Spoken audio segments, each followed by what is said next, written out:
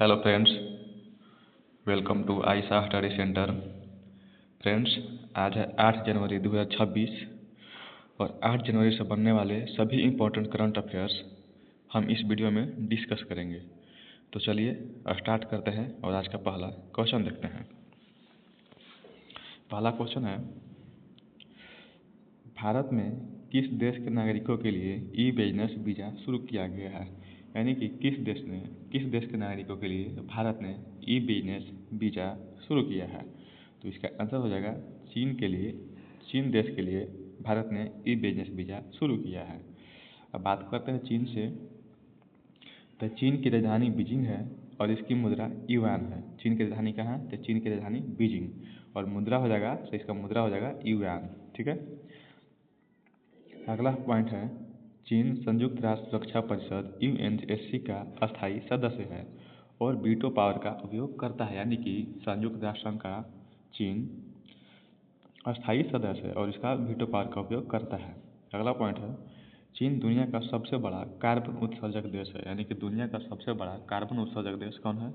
तो चीन हो जाएगा। लेकिन साथ ही नवीकरणीय ऊर्जा में सबसे अधिक निवेश भी करता है। यानी कि नवीकरणीय ऊर्जा में सबसे अधिक निवेश भी करता है। अगला पॉइंट है, 2025 में चीन इलेक्ट्रिक वाहन उत्पादन में विश्व में पहले स्थान पर बना रहा है। यानी कि इलेक्ट्रिक वाहन उत्पादन में विश्व में पहला स्थान चीन का रहा, जिसे BYD कंपनियां जैसे आगे हैं। ठीक है। अगला पॉइंट देखते हैं, चीन में स्थित थ्री गॉर्जेस डैम दुनिया का सबसे बड़ा जल विद्युत बांध है। यानी कि दुनिया का सबसे बड़ा जल विद्युत बांध थ्री गॉर्जेस डैम चीन में स्थित है। अगला पॉइंट है, यांगत्से नदी चीन की सबसे लंबी और एशिया की सबसे प्रमुख नदियों में से एक है। यानी कि यांगत्से नदी चीन की सबसे लंबी नदी है और एशिया की सबसे प्रमुख नदियों में से एक माना जाता है। अगला क्वेश्चन है और क्वेश्चन नंबर दूसरा देखेंगे, खुतबात-ए-मोदी लाल किला की फासिल से नामक पुस्तक का विमोचन हाल ही में किसके द्वारा किया गया? यानी कि किसके द्वारा खुतबात-ए-मोदी लाल किला फासिल से नामक पुस्तक का विमोचन किया गया? तो इसका आंसर हो जाएगा धर्मेंद्र प्रधान के द्वारा खुतबात-ए-मोदी लाल किला का विमोचन किया गया। और अगला क्वेश्चन है, क्वेश्चन नंबर 3 देखेंगे, हाल ही में किस देश के द्वारा लॉदी नामक मिसाइल विध्वंसक पोत लॉन्च किया गया? यानी कि किस देश के द्वारा लॉदी नामक मिसाइल विध्वंसक पोत लॉन्च किया गया है? तो इसका आंसर हो जाएगा चीन के द्वारा किया गया है। अब बात करते हैं चीन से रिलेटेड। तो चीन ने अपने नौसेना बड़े प्लानेवी में नया type 052D guided missile destroyer लॉदी शामिल किया है। अगला पॉइंट है, लॉदी मिसाइल विध्वंसक को चीनी नौसेना ने जनवरी 2026 में सेवा में उतारा। ये जो लॉदी नामक मिसाइल है, इसको चीनी नौसेना ने सेवा में कब उतारा? तो जनवरी में उतारा है, जो अत्याधुनिक रडार और हथियार प्रणाली से लैस है। अगला पॉइंट है, लॉदी पोत का उपयोग क्षेत्रीय वायु रक्षा, समुद्री हमला और टास्क फोर्स कमांड के लिए किया जाता है। अगला क्वेश्चन है, जस्टिस ए मोहम्मद मुश्ताक को हाल ही में किस राज्य के हाई कोर्ट का मुख्य न्यायाधीश नियुक्त किया गया? यानी कि किस राज्य के मुख्य न्यायाधीश को जस्टिस ए मुश्ताक को नियुक्त किया गया? किस राज्य में नियुक्त किया गया है? तो इसका आंसर हो जाएगा सिक्किम राज्य के हाई कोर्ट में जस्टिस ए मोहम्मद मुश्ताक को हाई कोर्ट का मुख्य न्यायाधीश नियुक्त किया गया है। अब बात करते हैं जस्टिस ए मुश्ताक को, तो सिक्किम हाई कोर्ट का मुख्य न्यायाधीश के रूप में नियुक्त किया गया है। अगला पॉइंट है, justice A Mohammad Mushtaq Sikkim high court के 24वें मुख्य न्यायाधीश बने हैं। कितने क्रम के बने हैं? तो 24वें क्रम के बने हैं। ठीक है। और उनकी नियुक्ति भारत के राष्ट्रपति द्वारा की गई है। किसके द्वारा किया गया है? तो भारत के राष्ट्रपति द्वारा किया गया है। अगला पॉइंट है, मुख्य न्यायाधीश बनने से पहले justice A Mohammad Mushtaq Kerala high court के न्यायाधीश थे। यानी कि सिक्किम के मुख्य न्यायाधीश बनने से पहले मोहम्मद मुश्ताक केरल हाई कोर्ट के न्यायाधीश थे और यह नियुक्ति संविधान के अनुच्छेद 217 के अंतर्गत की गई है। मुख्य न्यायाधीश की नियुक्ति संविधान के अनुच्छेद 217 के तहत किया जाता है। ठीक है, अब अगला पॉइंट देखते हैं। अगला क्वेश्चन, हाल ही में किस देश के द्वारा तैमूर नामक एयर लॉन्च क्रूज मिसाइल का सफल परीक्षण किया गया है? यानी कि तैमूर नामक एयर मिसाइल क्रूज का सफल परीक्षण किस देश के द्वारा किया गया? तो इसका आंसर हो जाएगा पाकिस्तान के द्वारा किया गया है। जाहिर सी बात है, तैमूर वैमूर ये सब पाकिस्तान लॉन्च करता है। Taimur air launch cruise missile को पाकिस्तान वायुसेना के द्वारा विकसित और लॉन्च किया गया है। अगला क्वेश्चन है, क्वेश्चन नंबर 7 देखेंगे।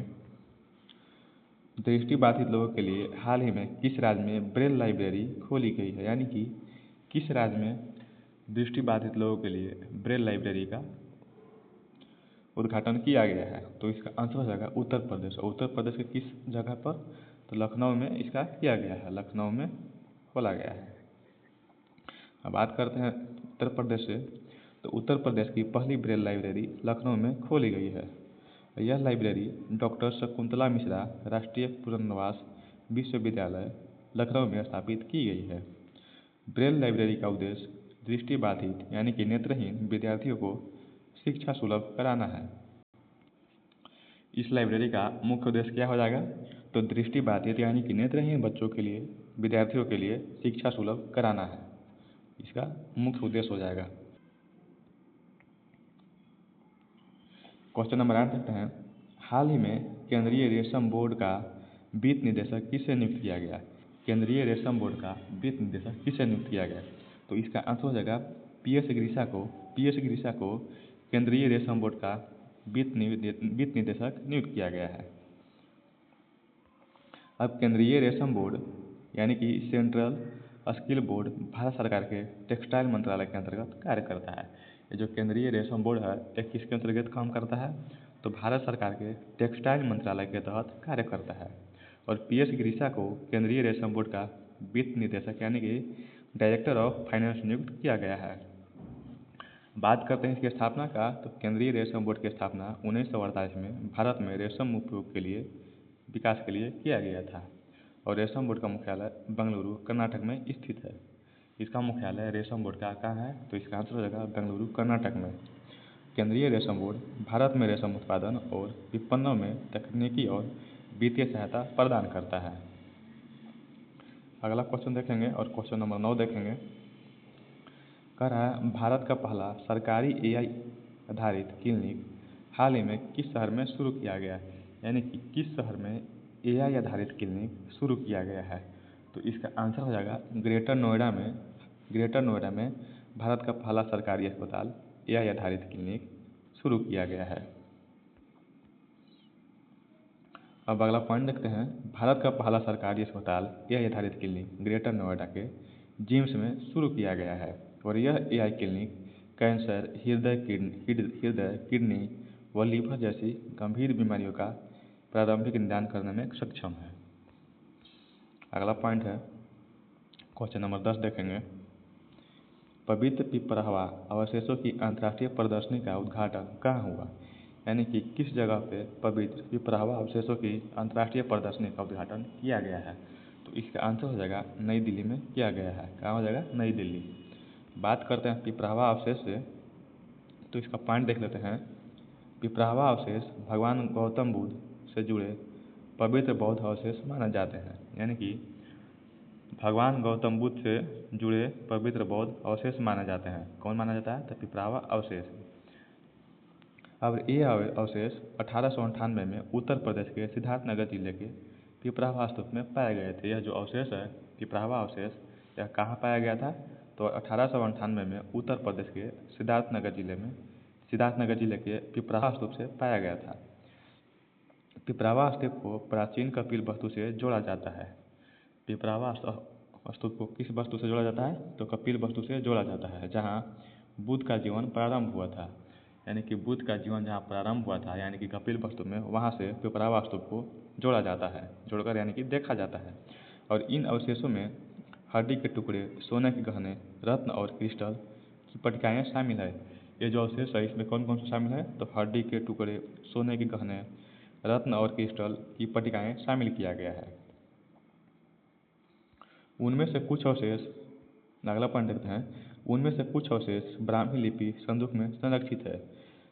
यह जो पिपरावा अवशेष है भारत को बाहर ले जाकर गया था, भारत से बाहर लेकर जाया गया था, लेकिन 2025 में भारत में उन्हें वापस लाकर 147 साल बाद देश में लौटाया गया। यानी कि पिपरावा जो अवशेष है 127 साल बाद भारत में लौटाया गया है।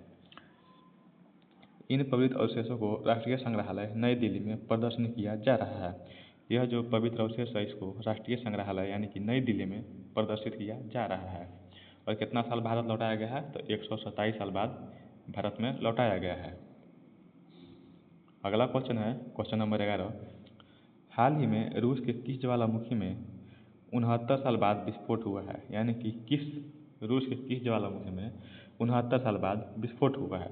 तो इसका आंसर हो जाएगा बेजमियानी ज्वालामुखी। कौन सा ज्वालामुखी विस्फोट हुआ है? तो बेजमियानी ज्वालामुखी। अब इस ज्वालामुखी की बात करते हैं तो बेजमियानी ज्वालामुखी रूस के कामचटका प्रायद्वीप में स्थित है।